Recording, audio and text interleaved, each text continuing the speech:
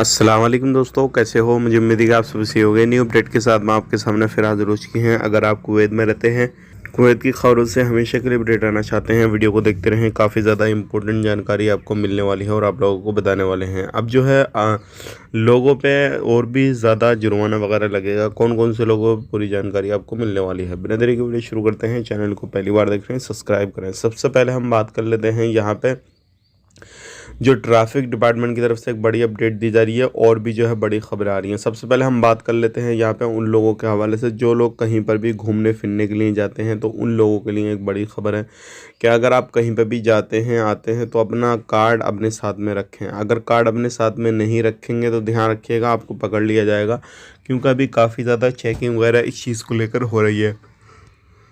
तो कार्ड ज़रूर अपना अपने साथ में रखना है, जो सिविल आईडी कार्ड होता है। अब बात कर लेते हैं यहाँ पे ट्रैफिक डिपार्टमेंट की तरफ से कहा जा रहा है जितने भी लोग किसी भी तरीके से रूल रेगुलेशन को तोड़ते हैं तो और भी ज़्यादा जुर्माना जो है वो बढ़ाया जाए, ताकि लोग तोड़ें जब रूल रेगुलेशन को, किसी भी तरीके से कोई भी कानून को तोड़ें तो कई बार सोचें।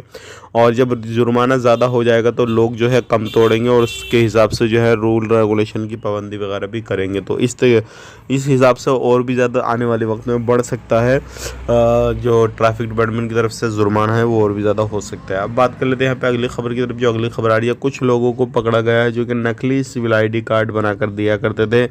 अब पता नहीं वो किस तरीके से बनाते थे। 7 लोगों को पकड़ा गया है। इनके पास में से अलग अलग तरीके की चीज़ें जो है बरामद की गई हैं और ये जो लोग काम करते थे वो अलग अलग तरीके का कुछ पैसा लेकर और सिविल आईडी कार्ड बनाने का काम किया करते थे।